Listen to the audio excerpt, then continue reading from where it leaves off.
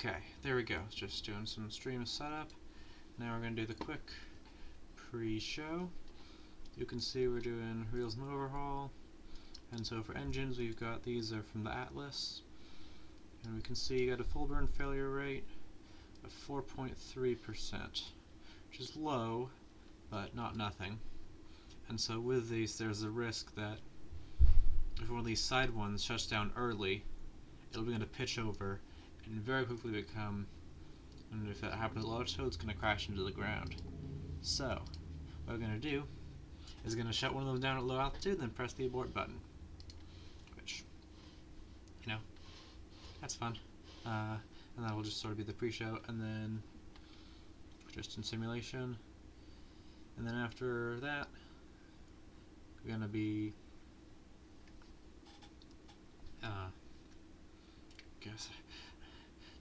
then after that, I'm going to be doing the actual launch. At least I think so. I'm not very confident with the setup for a crewed flight in realism overhaul / RP-1. But yeah, let's see that. Those are all the settings we want. And we're just going to prepare to. I'm going to turn the autopilot on, wait till it says burning, then we press the launch button, and then as soon as it lifts off, shut down the engine, starts to turn,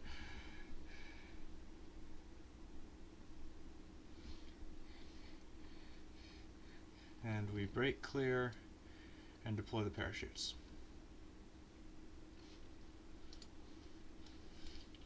Cutting it a bit close, but still safe there.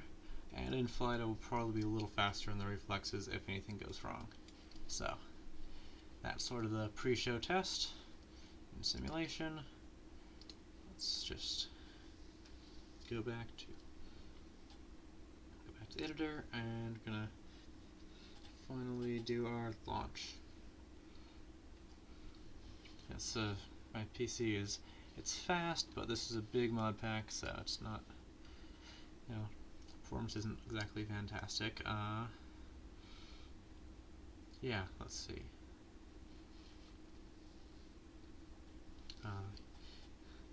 See, we do that. We're going to go to Kerbal construction time, and we're going to roll it out. Which is going to take 20 days, so we'll just work partially through that. While the stream was down after my game crashed, I did install some visual mods, so those will be making things look a little nicer. And let's see, now we finished that rollout. And we're going to say launch, and we're going to remove, we're going to add, we're going to go for Dale Roberts. I think they will do a good job. And we get ready to launch. I'm gonna just wait a minute on the actual launch. Want to get nice and on schedule, though I think game loading time may accommodate some of that. But yeah, I'm gonna start. Yeah, it's gonna be a fun launch. This is my first time actually doing this, so I'm pretty excited. Though a bit nervous. My fingers will be right above the abort button for the first phase of flight. But there we go. We've loaded in, and you can see I got some data coming in that we can see.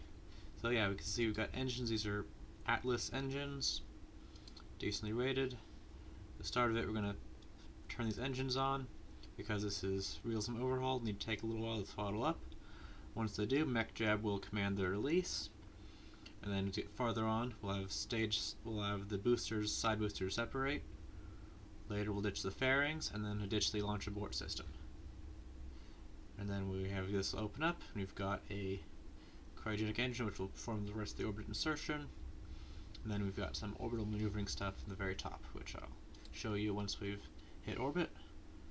Let's just make sure we're at the current orbital inclination, because that'll give us the most efficient.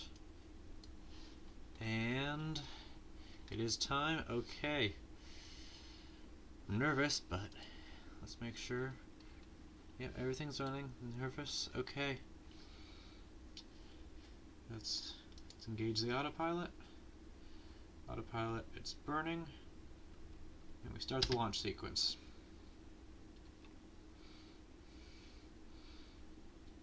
Everything looking good so far. So nervous because, well, if this goes wrong, I'll be killing one of my poor Kerbals. Oh, the sky looks so much better with this mod, with the visuals I've installed. See, we've got stable guidance. Feeling a little less nervous because it was right near the pad where the risk was highest. And we're climbing. Yeah, I can see this is sort of a Delta IV heavy shaped rocket with Atlas engines. I think I already mentioned that, but hey, it's hard to. Sometimes it's struggling a bit to fill time. These launches are long. Yeah, this is a realism overhaul, realistic regression 1, career mode playthrough. All of the main RSS realism overhaul settings are normal except for the career mode settings, which are turned down to be a decent bit easier because, well, this game is really hard, and because I feel like it's a lot. There's not a whole lot of new player friendliness with this mod pack, and so basically, I'm making some of that career stuff easier so I can kind of explore what's going to happen next is a good way, I think, to get acclimatized. And you do kind of need to know what contracts will be offered before they happen. You need to know when you're going to need a new launch pad, when it's time to upgrade what buildings, and so doing this is a good way to start figuring that out. So you can see we're about a minute away from booster separation, and we've passed 23 kilometers up. You can see if we're looking back down, Kerbal Space Center is a long way below us. Flying out of either Cape Canaveral or Cape Kennedy. I guess it's it was changed to Cape Kennedy and then changed back to Cape Canaveral. And yeah, pitching over quite a bit, but autopilot status says stable guidance, so we're looking good in that aspect. 30 seconds booster separation. Okay, a lot of altitude, or no. We're now almost halfway to the Kármán line, traveling at 1.5 kilometers per second, which is astonishingly fast, and yet not that fast compared to orbital velocity. Space is pretty fantastic, and you can see our engine plumes starting to spread out with a higher altitude. And we're about to have booster separation. 5, 4, 3, 2, 1. Staging. You can see they separate cleanly. The little separation motors may not be properly tuned in terms of thrust. Might not be tuned quite right, but it works well enough. They get clear and don't crash back into us. So that's a goal. Now we're just running the main core stage. After booster separation, I'm not really that worried about needing to do a launch abort, because I'll be able to just shut down the engines. And so, or rather the engine, singular. We won't have a crazy pitch rate. We want a booster that can actually crash back in there. So as soon as MechShip decides it's time to stage the fairings, which I have now, just got an additional stage which will jettison this little launch escape system. You can see that's quite a bit of TWR on that, quite a very high thrust to weight ratio just to get it clear very, very fast. And you can see it's now 2.2 kilometers away already. It's about a mile, I think. I'm not really used to Imperial units, at least not now. See it's shifting away. Everything's looking very good. Another 2 minutes. For our next engine, we've got the RD-105, and this is a Soviet engine, but it's good. It's a good one. Got good specific impulse, so that's good efficiency. Ignition failure rate's pretty low at this point. We've done a couple tests with this launcher. It's obviously it's not going to be very reliable when you first build it. That's the nature of this mod pack, is that you have to actually test things out before they get reliable, especially with the rocket engines. That's where you really notice it. And so that's all looking very good. We're now well into space. It's just kind of amazing how fast a rocket launch is. And it's actually, of course, much slower than it is in stock Kerbal Space Program. But it's still really, really fast to think that we're now... That's Florida... Or, no, that's Mexico way behind us. Sorry, I forgot I changed launch sites. This seemed to be coming out of Cape Canaveral, but we're not we're out of Brownsville, which is not Mexico, but it's, I think, Texas. I don't remember. We are about a minute away from staging now. This sustainer engine burns for a long time. You can see we're burning kerosene liquid oxygen, which is sort of the go-to propellant, because you get pretty good specific impulse, and without any of the same complications you get with liquid hydrogen. You do run into challenges, though this is a real-life thing, not a Kerbal Space Program thing, with the it is very hard to do full flow stage combustion, which is why SpaceX switched to methane. You also run into challenges where trying to keep the liquid oxygen cold and the kerosene above freezing, and the freezing point is well above where the liquid oxygen boiling point is, so you got to make sure those two tanks are in different temperatures. And of course, with cryogenic propellants, and this is one of the challenges also in Kerbal Space Program, the liquid oxygen will boil off, but right now it's burning a lot more than it's boiling off. We start up the engine, you can see the slow startup time, and now we're drifting away. This is on the last stage. This is not a most efficient launch vehicle when it comes to using every last bit of delta V. This way, and because this engine isn't reliable, we don't really get the same amount of orbital maneuvering that would be nice, but this is somewhat low tech, so I gotta wait. Later version of this launch vehicle will be using an HA-10, which is restartable, don't have quite the same specific impulse, or the same thrust, but still pretty darn good.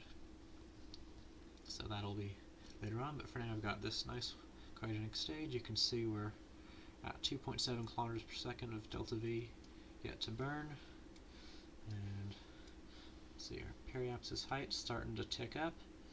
So our apoapsis height is actually above the target,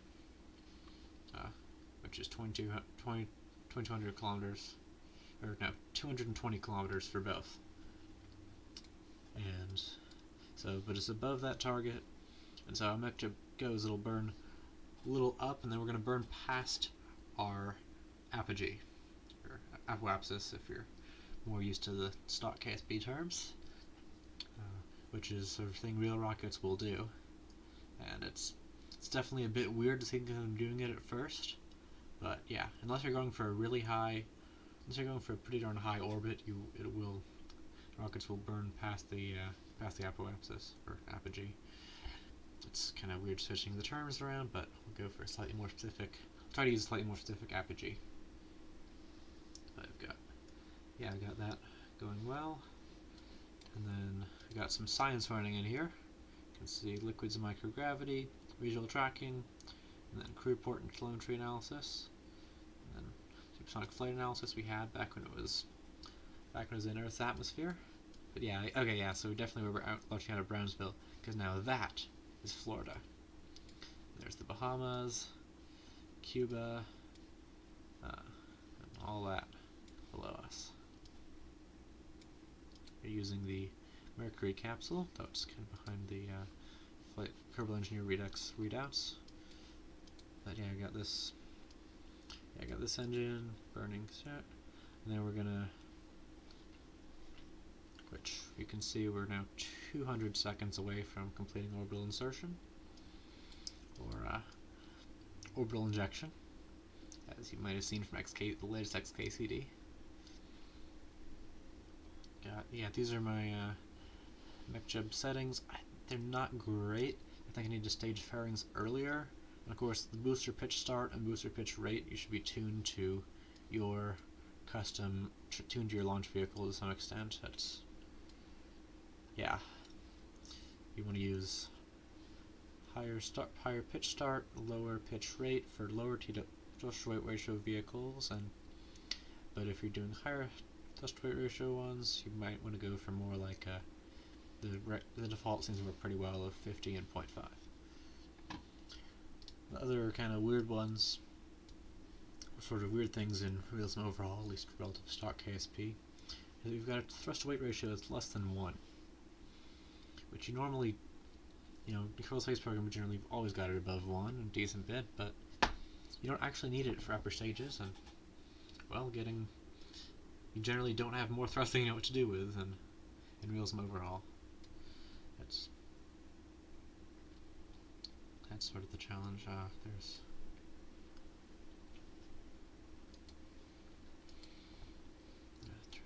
Trying to think of what to say. Yeah, so we're now about 2 minutes away from shutoff, which will mean orbit. Oh yeah, the other big thing with realism overhaul is that propellant tanks are now really, really light when they're empty, just like in real life. And so this is why you'll see each stage being around 3 to 4 kilometers per second. You can even go up to as high as 5 or 6 if you've got almost nothing else in terms of stage. And now we're finally above. TWR is finally above 1, but you can see we've passed our apogee. We're now descending. Continuing to get closer and closer to that orbit. Yeah, everything's looking good. That's really nervous with crew, because do try to treat it a little bit as if killing a Kerbonaut was like killing an astronaut, just a little bit. Adds to the challenge a little bit, and I've turned off reverting and quick loading, of course, so I've got, just got to do it right. See, we're getting closer to that orbital insertion. We've got, funding-wise, we're now up. We're at 1.5 million funds before this, but we're now up to 2.5, and just coasting right on into orbit. This is pretty great. Yeah, I'm glad to be doing this, and it's sort of after getting your first uncrewed orbit, this is the next really big milestone in your space program. As you can see, we're getting just about, we finished the burn just as we've descended back down to the target orbital altitude. So I've got that gun. And leave the autopilot alone. And there we are. Orbiting the Earth. Seems weird to be orbiting the Earth, not orbiting Kerbin. But that's what we're doing. Gonna scroll way out. We can see we're just over the Atlantic Ocean. And we got some science coming in, which is giving us that upgrade point. And we can see, you got our liquid oxygen. You won't quite see it boil off right. That's good. We got good tanks, but if we time warp a little bit, and then come back out of time warp is generally what then tricks it. No, okay. You can see we've got persistent rotation, so our spaceship just keeps moving. Some pretty clouds, and yeah, this went really well. I'm gonna end the stream now because that's what I wanted to do. But this was fun. Bye.